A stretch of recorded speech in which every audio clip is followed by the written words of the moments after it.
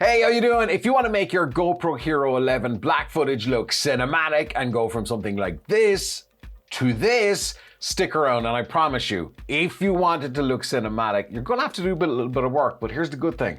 It's super easy to do, I promise. In the next few minutes, you're going to learn how to color grade your GoPro Hero 11 black footage. And by the way, this will work with any GoPro for the best part. As I'm talking about the camera, two things. Shoot in the flat color profile, and at a push, you really should have low sharpness. But most importantly for this tutorial, flat color profile. And your footage is going to kind of look a little bit washed out. It's not going to be that vibrant compared to the natural or the vibrant color profiles, which are too much in my opinion. So flat color profile, this is what we got. Got a little extra bit of dynamic range there as well.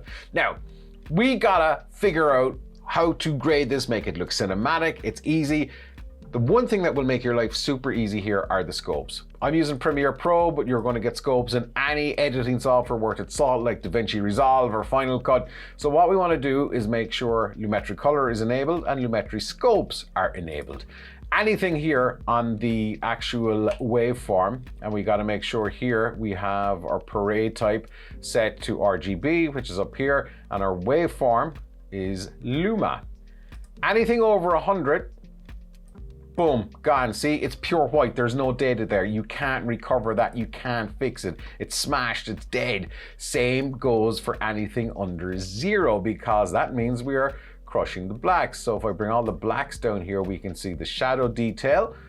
Everything is gone. And yeah, we don't want that. So let's make this look cinematic. First step, you can try it. Sometimes it's a good starting point. Other times it's not. Hit auto. See what it does. Sometimes it takes time. And that's what that has kind of done there. So if we look up here, we can see the center here where the sun is. The GoPro has done an okay job of exposing that, but we are starting to lose detail around here. We can see that because it's hitting 100.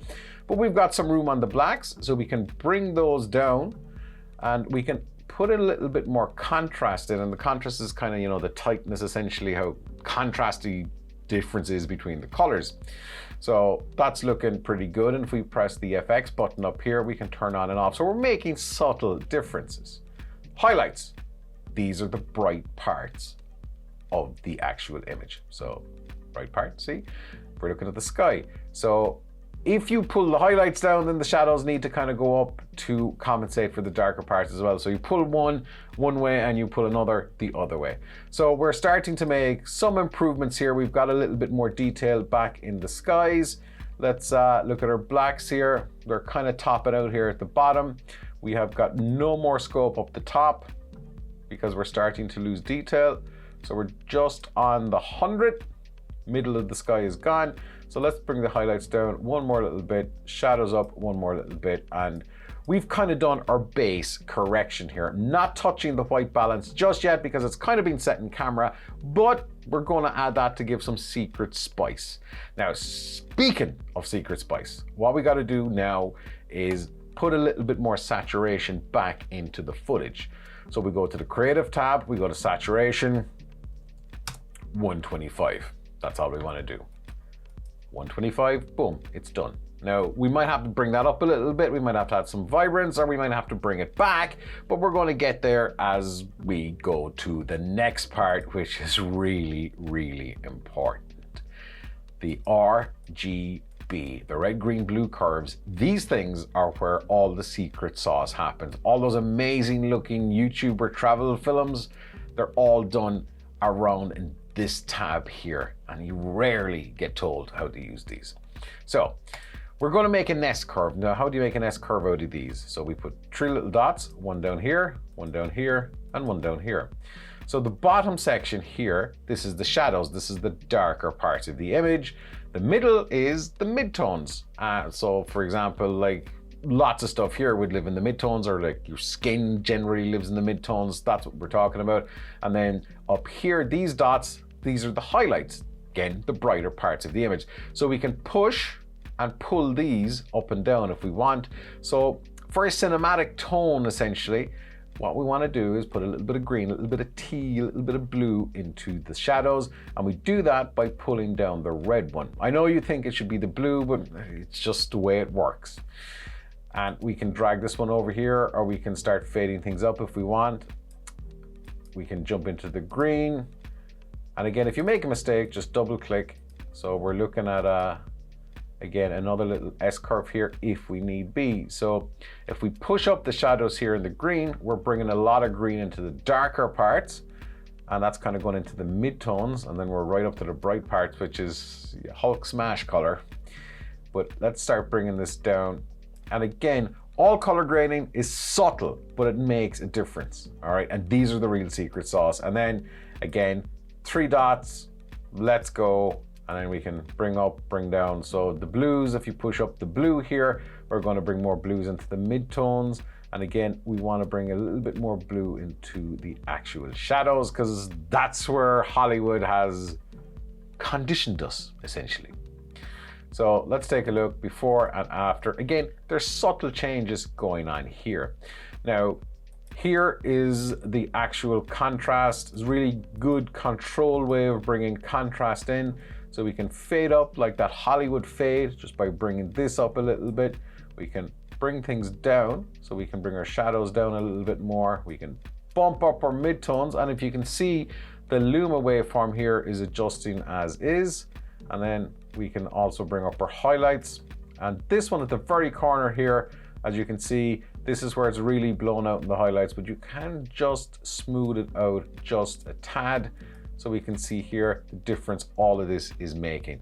And that's the kind of the real secret sauce of it. This one here, if you just want a little bit of a cinematic look really quickly, the red curve, bring it into the shadows, pull it down, boom, done. Now, here's where we're getting creative on the GoPro Hero 11 Black to make this thing look a little bit more cinematic. We want to make those blues not blue. We want to make them just a little bit teal. We want to bring a bit more vibrance. We want to bring the yellows to the orange sector, as it were. How do we do that? This is the hue saturation curves, and this is where all of the rest of the secret sauce happens, of where YouTubers reluctantly may tell you how this works. In my case, I don't care. I'm just giving it all to you for free. So all we got to do is hue versus hue. All right, so hue versus hue is where we can change the color on here to whatever color we want. The hue versus sat is how colorful that is, and there's hue versus luma, which not really going to talk about, but luma versus sat, always bring that down to like this. So click, click, drag down, simply because we want white things to be white, not have any weird color casts. That's it. So let's jump in here, hue versus hue. I'm going to select the convenient eyedropper tool. I'm going to select a nice selection of blue. I'm going to stretch these out just a little bit to give us a little bit more range, and then I'm gonna push up or push down, and that's it. That's how you change the color. So I'm gonna make this blue a little bit more teal, and if we click the box here, we can see, subtle differences. Now, you might be looking, going, okay, I like that. I like that. All you gotta do then is, on the saturation, we can make it a little bit more saturated. So depending on, you do you, right? But we've got the teal dialed in essentially now, so we can make it a little bit more, saturated, a little bit more vibrant. But again, you do you. So I'm going to leave that like that. So that's that side of it. Now we want to move into the yellows. So I'm going to, again, select my eyedropper tool. I'm going to go to here, and I'm just going to extend these out so we're getting the yellows and the oranges. And as you can see, we're just affecting those. So let's make those a little bit more orange. And we can increase the range here by adding extra dots.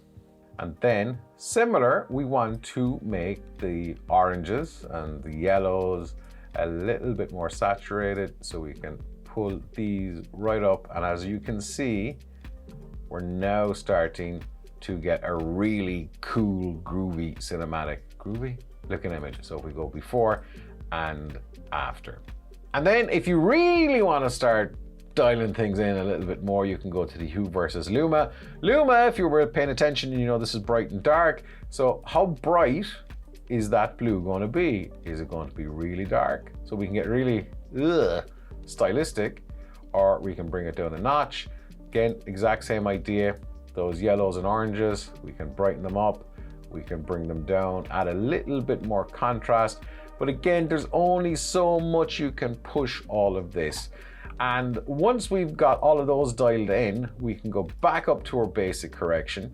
Then we can add a little bit more saturation in here, or we can go to the creative tab and dial it in. Or if we want to use the vibrance, we can really destroy the video. But again, vibrance will only affect the reds, greens, and blues. So you can drive that up a little bit if you want. And then we can bump in the contrast just a bit. And if we want to start playing around with the temperature, that's the white balance essentially, ever so slightly, we push it warmer, we're going to get something, look at that. Or we can make it cooler, which is like, yeah. But again, you do you. So whatever you want to dial in, this is your style. This is what I do. Don't have to be what you do. This is the basics of color grading and color correction. Correction is what we did at the start, and this is the grade. Once you get it all together and you get your little short movie together or your YouTube video or whatever it is that you're making, it can look like a world of difference. And there's one final tip I'm going to give you guys here if you want to make this look really kind of, cinematic, as it were. And that is those infamous black bars. Loads of ways that you can do it. Quickest way I find is just go to new item here, new adjustment layer, drop that in, put it above your actual clips, because whatever is underneath the adjustment layer is what affects the whole thing. And if we go to crop, in the effects, drop it in. Let's go to effect controls. Top, 12%. Bottom, 12%. And we've got a Hollywood masterpiece, just like this. A November sun starts its descent. It's getting cold now. Freezing waves transcend the winter shore. It's getting cold now. Time to really wrap up.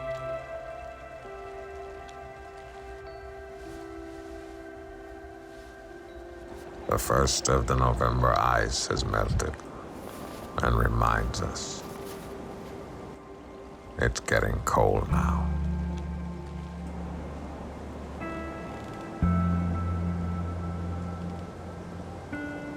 Shorts, not just for summer.